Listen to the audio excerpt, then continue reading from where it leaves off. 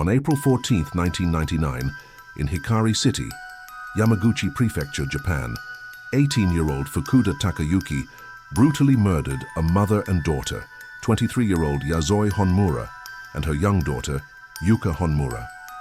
After murdering the mother, the perpetrator also seriously violated her body before murdering the little child. The mother's body was hidden in a closet, only partially clothed. But what was even more horrifying was that the little girl's body was discovered in a place no one would have expected.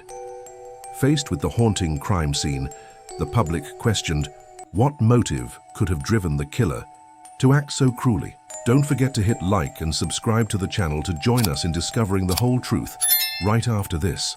Around 7 p.m. on April 14, 1999, 23-year-old Hiroshi Honmura returned home from work and found the door to his house unlocked. He called out, but his wife, Yasoi Honmura, and their 11-month-old daughter, Yuka Honmura, did not appear. Looking around, Hiroshi noticed the house was unusually messy. A sense of foreboding welled up inside him, and he hurriedly searched every room for his wife. Entering the bedroom, Hiroshi froze when he saw the disheveled bed with blankets and pillows scattered on the floor as if there had been a struggle. Suddenly, he noticed the closet door was ajar. Driven by a grim curiosity, he opened it and was stunned to see Yasoi's lifeless body inside. Her skin cold to the touch, her body only partially clothed and loosely wrapped in a comforter.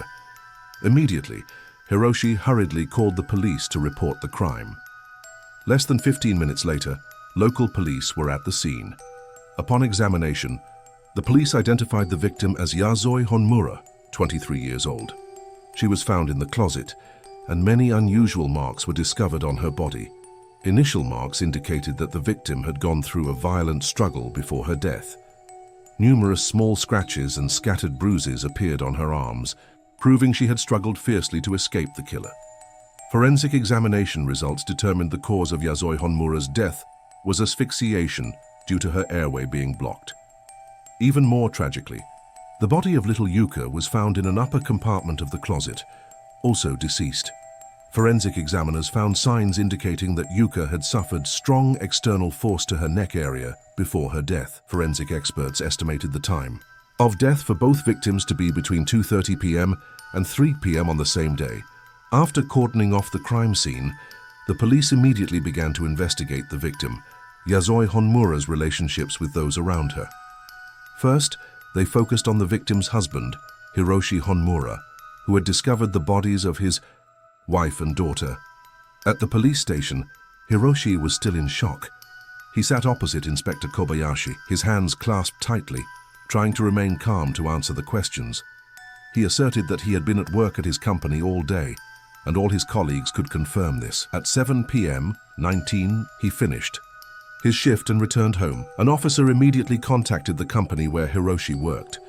Just a few minutes later, the verification was clear. He had indeed been at the company all day. After verifying Hiroshi's alibi, the police officially cleared him as a suspect. Next, they shifted their investigation to potential witnesses around the apartment complex, hoping to find clues about the suspect. A team of officers went door to door, interviewing residents near the victim's home. It didn't take long before some neighbors provided important information. An elderly woman living downstairs recalled, "Around early afternoon that day, I saw a young man about 20 years old, wearing a maintenance worker's uniform, walking around the apartment complex." The police officer asked, "Did you see him do anything suspicious?" The elderly woman shook her head. "I thought he was there to fix something, as he looked like a maintenance worker, but thinking back, there was no maintenance notice from the apartment management that day." Another witness, a middle-aged woman living on the same floor as Hiroshi, also provided crucial information. "I heard a child crying from the Honmura apartment between 2 p.m. and 3 p.m., 14 hours to 15 hours. Afterwards, there was also a loud noise like furniture being knocked over. After collecting testimonies from the witnesses, the police quickly retrieved surveillance video from security cameras around apartment building number 7. On the screen, the video showed the 2 p.m. 14 hour time frame.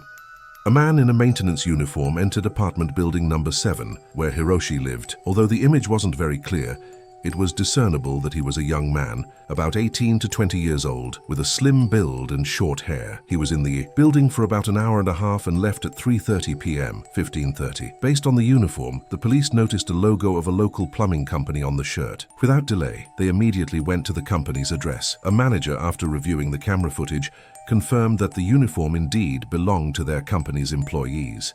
The police requested a list of employees who worked on April 14, 1999. When cross-referencing, they found an employee who was unusually absent at the exact time the crime occurred. The manager scanned the list, his eyes stopping at one name. He hesitantly read out Fukuda Takayuki, 18 years old.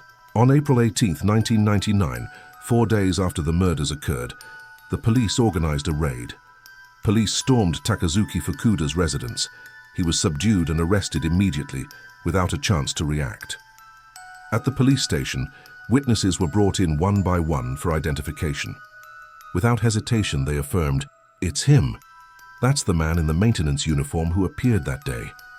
Concurrently, the police expanded their investigation into Fukuda Takayuki, tracing the hidden mysteries behind this horrific crime. The suspect's name was Takazuki Fukuda, born in March 1981 in Yamaguchi City, Yamaguchi Prefecture, Japan. He grew up in a deeply unhappy family. As the eldest son, Fukuda had a younger brother 2 years his junior. His parents' marriage was not based on love. They met through an arranged meeting, but his mother never had feelings for her husband. Before the wedding, she was coerced, leading to an unwanted pregnancy. Due to family pressure and societal prejudice, she had no choice but to accept a forced marriage. However, this marriage brought no happiness. His father was violent, a gambling addict, frequently drunk and deeply in debt. Living in prolonged despair, his mother became increasingly despondent, gradually losing her will to live. By the time Fukuda was in middle school, the tragedy reached its peak. Unable to endure any longer, his mother took her own life, ending her days of painful abuse. Fukuda witnessed his mother's lifeless body in the desolate emptiness of the bedroom. But he didn't cry, didn't scream. He just stood there, his eyes empty, devoid of spirit. This event made him withdrawn and taciturn, indifferent to everything. After his mother's death, his father quickly remarried and abandoned his responsibilities, leaving the 2 children to fend for themselves in poverty, with no one to care for them. Continuous feelings of abandonment caused Fukuda to gradually develop a distorted way of thinking about love and control. Towards the end of middle school, he began to access magazines and films unsuitable for his age. From then on, in his eyes, women were no longer beings with emotions, but merely tools to satisfy his desires. In 1999, Fukuda, then 18 years old, graduated from high school and began working as an apprentice plumber at a local plumbing company. On April 1, 1999, he officially started at the company. However, after only 8 days, by April 9th, Fukuda became disillusioned and no longer wanted to work. Instead of going to the company, he took unauthorized leave and spent his days in an arcade. After a 4-day absence on April 13th, he returned to the company as if nothing had happened. Coincidentally, Fukuda's father and Hiroshi, the victim's husband, both worked for the same company. As the company arranged housing for employees, the 2 families were assigned to live in the same apartment complex. After his arrest, Fukuda confessed to everything that had happened on that fateful day. On the morning of April 14th, although he didn't want to go to work, fearing his father's reprimand, he still put on his work uniform and left home at 7 a.m. However, Fukuda did not go to the company but wandered the streets. At noon, he returned home for lunch as usual, acting as if nothing was amiss, then pretended to go back to work. However, a wicked thought had already formed in his mind. Driven by deviant desires, he wanted to experience the feeling of controlling a woman.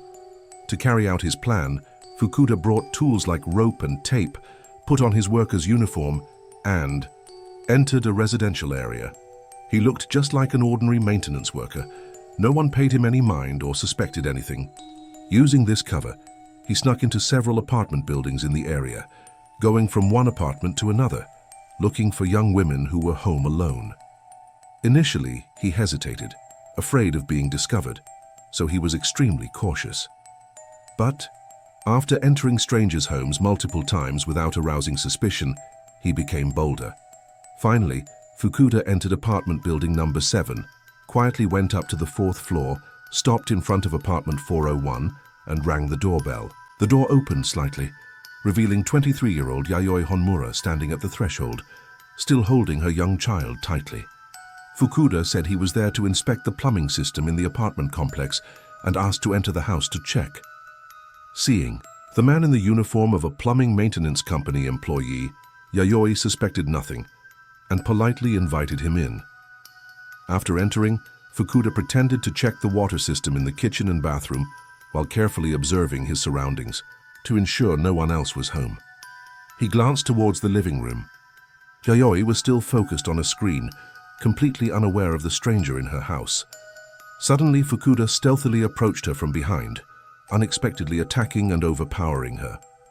Yayoi panicked, struggled fiercely, and screamed loudly for help until her body went limp. Afterwards, Fukuda took a thin object and carefully wrapped it tightly around Yayoi's wrists to restrain any movement. He used adhesive tape to cover Yayoi's mouth. He then went to the bathroom, found a spray bottle, and frantically sprayed water on Yayoi's face to wake her, but she showed no reaction. Next, Fukuda proceeded to sexually assault the victim. Meanwhile, little Yuka Honmura began to whimper and crawl towards her mother. Fukuda, fearing the baby's cries would attract the neighbor's attention, turned and attacked the child. Immediately after he was done with the little girl, Fukuda turned back to Yayoi and realized she no longer showed any signs of life. However, Fukuda did not stop. He continued to commit inhuman acts on the victim's body. Afterwards, he went into the bathroom, took a clean towel, and carefully wiped every surface that might hold fingerprints, then moved Yayoi's body into the bedroom closet. Next, he concealed the little girl's body in the top compartment of the same closet. Before leaving the scene, he ransacked the apartment, took Yayoi's wallet, and then silently disappeared. After leaving the scene, Fukuda used the stolen money to buy some snacks, then went to a friend's house to play video games as if nothing had happened. The case shocked the public. Fukuda's cruel methods had a severe impact on society. In June 1999, the Yamaguchi Public Prosecutor's Office formally indicted him, bringing the case before the courts. The Public Prosecutor's Office demanded the maximum penalty, death. However, this request was initially rejected. According to Japanese law, a person is only considered an adult upon reaching the age of 20. Fukuda committed the crime when he was only 18, still classified as a juvenile and protected under the juvenile law. August 11, 1999, the case was officially brought to trial at the Yamaguchi District Court. When the first trial session took place, Hiroshi Honmura brought portraits of his wife and daughter, but the judge stopped him, stating the photos could affect the defendant's psychological and emotional state during the trial. In court, Fukuda Takayuki expressed remorse, saying, "I am truly sorry. I have done something unforgivable." Later, Hiroshi Honmura received permission from the judge to bring the cremated remains of his wife and child to court on the condition they were covered with a black cloth. The initial verdict that year sentenced Fukuda to life imprisonment. However, Hiroshi Honmura did not accept this verdict because there was no true life sentence in practice. This was especially concerning as the suspect was still a minor at the time, protected by law, and could be released in about 7 to 8 years with good behavior. When the judge sentenced Fukuda to life imprisonment, his defense lawyer even made a gesture resembling victory. Hiroshi Honmura expressed his outrage in a press conference after the trial. "I am desperate for justice. It turns how justice protects the rights of the criminal. Where are the human rights of the victims? Where are the rights and interests of the bereaved families? If the court upholds this ruling, I will take his life with my own hands after he is released." Fortunately, Hiroshi Honmura had at least one person by his side offering help and encouragement. Prosecutor Yoshida, who handled the murder case. Mr. Yoshida shared, "I also have a young daughter, so I cannot imagine a toddler crawling towards her mother's body only to be pushed aside and then murdered. If justice cannot punish such a person, What is the purpose of justice? Mr. Yoshida stated he disagreed with the verdict and was determined to help Hiroshi Honmura to the end. On March 14, 2002, the Hiroshima High Court rejected prosecutor Yoshida's appeal, which had requested the death penalty. The reason given was that the defendant was only 18 at the time of the crime, his thinking immature and limited. It could not be concluded that he would not change in the future. Therefore, the life sentence was upheld. However, Mr. Yoshida persistently continued to file appeals to the Supreme Court. Prosecutor Yoshida became even more enraged when he learned that during his time in prison, Fukuda had exchanged letters with some friends. The content of the letters showed that not only was he unrepentant, but he was also incredibly defiant and contemptuous of the law. In the end, in this world, the wicked still win. In 7 to 8 years, when I get out of prison, throw a grand party to welcome me. Fukuda not only scorned justice, but also used insulting language towards the victims and their families. In 2008, the Supreme Court reopened the public trial. However, this time, Fukuda unexpectedly denied all involvement in the murder of Yasoi and her daughter. During the trial, Fukuda's lawyer presented a controversial argument. The defendant's mother committed suicide. Craving maternal love, Fukuda wanted to embrace his mother once more. When he saw the victim, he couldn't control himself and rushed to hug her. However, because the victim resisted fiercely, it led to the tragedy. The lawyer emphasized that Fukuda had no intention of harming the victim, but only wanted to find the lost warmth of maternal love. He even argued that the defendant did not consider his actions as assault, but thought, like in fantasy stories, if I introduce bodily fluids into the victim's body, she might come back to life. The lawyer asserted that Fukuda had contact with the victim, but it was not an act of desecration, but an effort to save her life. However, these defense arguments were rejected by the court. On April 22, 2008, the Hiroshima High Court sentenced Fukuda to death. On February 20, 2012, the Supreme Court of Japan officially upheld this sentence. Takayuki Fukuda has been awaiting execution on death row from 2012 to the present day. Japan does not publicly announce execution dates, so the day of his execution remains unknown. This case raises a significant question. Does a perpetrator of a cruel crime deserve leniency just because they are under 20 years old? What are your thoughts on this issue? Please leave your comments below to discuss. This video ends here. If you found the story compelling, please like, subscribe, and share to support us. Thank you, and see you in the next video.